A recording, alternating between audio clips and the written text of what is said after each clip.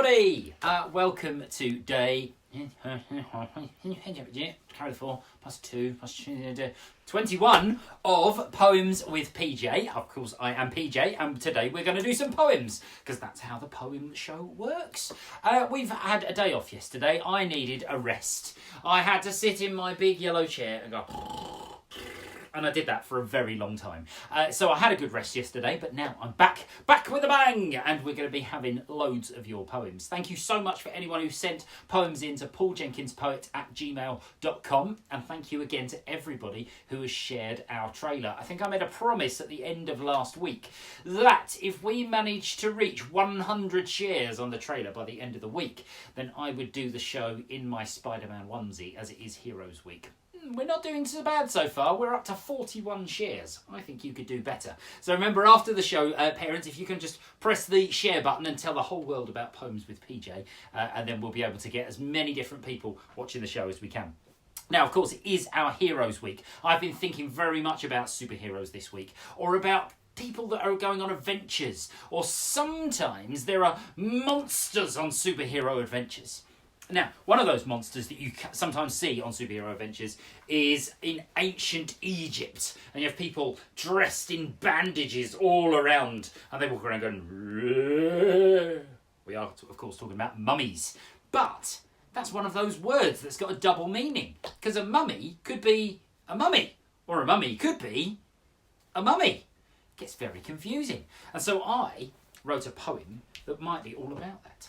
And imagining how confusing it must be if your mummy was a mummy. Now, the thing you have to know about this is that ancient Egypt, they did pretty gruesome things sometimes. If you've ever seen horrible histories, you'll know that when people died, they used to take out the insides of people, all of their inside, all their squelchy bits, and they used to take them out and put them in a little box or a little bag next to where the mummy was, and then they would bandage up the body. And that is what happens with mummies. My mummy is a mummy. We keep her in the hall. My friends say she's so scary, but she's really not at all. She's head to foot in bandages. She stands up in a tomb that's by the door so she can watch TV in our front room. Sometimes she moans and walks about the town well into night. So I sort of understand how that might give you a fright. But she's not a nasty mummy. Her heart's in the right place. I keep it with me every night next to my pillowcase. Can you imagine if you had your mummy, but all of her squelchy heart was inside your pillowcase? Yeah, it's all icky and squelchy and horrible. But apparently she is a very nice mummy, so she's very not scary at all. So that's My Mummy is a Mummy, and I thought a good way to start. And it made me think of all the superhero adventures I used to watch when I was little. One of my favourites was Indiana Jones, and he was an archaeologist. I can imagine that Indiana Jones, right, might be going, maybe sort of running away from mummies in an ancient tomb while he was trying to find ancient artefacts. That might be quite good. And the mummy, of course, is a supervillain, right? Now, a villain, heroes are nothing without villains. And you remember last week, we focused on the poems of Neil Zeta. Well, Neil got in contact with the show during last week, and he said, do you know, I've written an entire book all about superheroes, and another one all about supervillains. Supervillains with superpowers. And this is one of Neil's poems from his Supervillains book. It's called Mwahahahaha, or How to Become a Supervillain. To defeat superheroes is a difficult thing. You could use nasty weapons, plot and plan deadly schemes. You may mix poison potions, build a laser-powered car, but you must emit an evil laugh. Mwahahahaha! You might wear flashy costumes, build a robotic brain, hold a planet to ransom, have a spine-chilling name, forge a lasting alliance with a warlord from Mars, but you must express an evil laugh.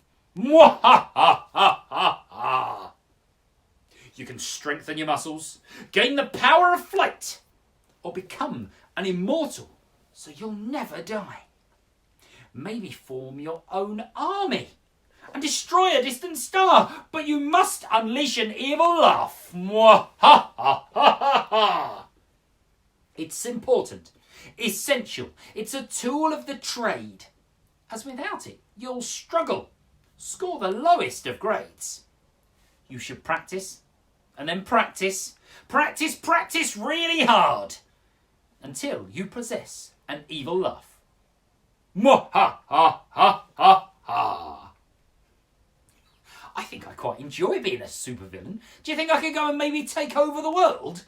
I'd have to take over the world from my living room because I'm not allowed out at the moment. Nobody is. But maybe when I'm allowed out, maybe I'll take over the world using my superpower of poetry and wearing my supervillain outfit of a stupid hat that everybody laughs at and silly waistcoat.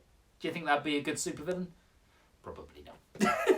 So that's Neil Zetter's poem. And if you go and check out his website, it's CCCP Poetry, which it contains all of the links to all of Neil's poems and all of his books. And of course, you can find his books on all of those places on Amazon and all those other places that you can go to find poetry books. And check out that one. It's called Mwahahaha.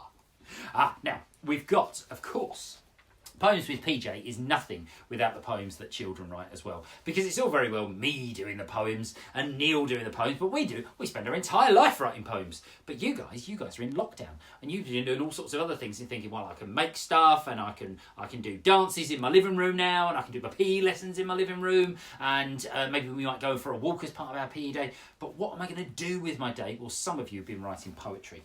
And this one is by Ria. And it's just called What If, and I love it because it's like lots of imagination all swirling around together. Lots of questions like, I wonder what would happen if. I used to do that all the time. What if there were purple spots on a pig? What if there were no burrows to dig? What if the colours weren't invented? What if buildings weren't cemented? What if the sun wasn't yellow? What if the underground wasn't below? What if our body colour was blue? What if water was as sticky as glue? Oh, it'd be a big mess that day. So I guess, let it be the same way. What a lovely idea. Could you imagine if you turned on the taps and the water was as sticky as glue? Kind of... You wouldn't be able to do any washing up, would you? That would be very, very sticky indeed. And purple spots on a pig. I think I saw a pig with purple spots once. Maybe they were black. I don't know. I don't know very much about pigs. Well, that was a wonderful poem, Ria. And we've got another one here, which is all about fairies. Now, we did a poem a little while ago called The Rock Fairy. Okay, now the Rock Fairy was dressed all in black and her wings made of leather, and she wasn't like a regular fairy. But this one is very much a kind of flutter, flutter, flutter, Tinkerbell kind of fairy. And this one's like a list, things that you will need if you are a fairy, and it's just called A List for a Fairy. A bottle of laughter. A bag of glitter. A spell of frogs. The fluttering fairy wings. The Queen's command. The higgity-piggity road. The old witch's shop. The slime from a slug. The burp from a frog. The dewdrop from a spider's web. The lollipop from an elf. And a garden of flowers. What a lovely list. And just goes to show poems don't have to rhyme. Poems can have all sorts of structure. I was talking to the poet Joshua Siegel the other day, the guy whose koala poem we did on Monday, and he said something amazing to me. He said, the best thing about poems is you can try and make your poems look like a poem. And this poem really does look like a poem, even though it looks a little bit like a shopping list. It actually looks like a poem. It's got very short sentences and has lots of times where you stop and you think and you pause. That's a wonderful thing when you're writing.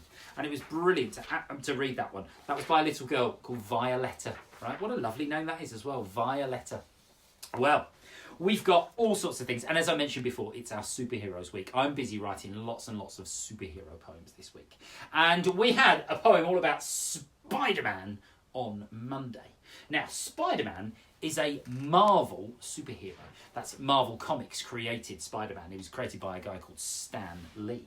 Now, this particular superhero is one of the most powerful in the superhero universe, and this one is a DC Comics superhero. This is Wonder Woman, right? She is a fantastic superhero. She hasn't got it here. She's got a lasso of truth, which I think is a pretty cool thing, because it means when you lasso somebody and kind of get them, it's a kind of like a rope thing, and it means you have to tell the truth.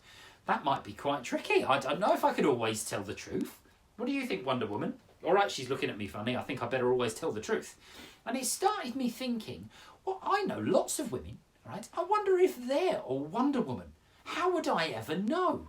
Maybe they've all got superpowers. Maybe they haven't. How would I know? And I started to think about all the different types of women that I know. She's a hero every day, and her work is never done. Every moment, every way. She's your sister. She's your mum. Looking through a lens to space.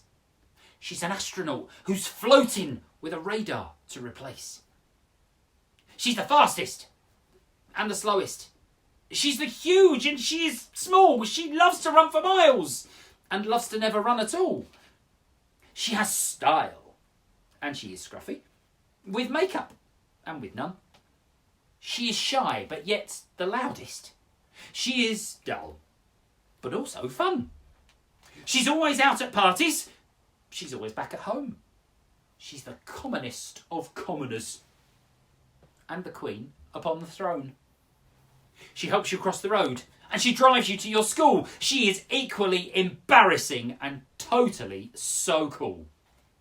She's everyone and everything to all of you out there.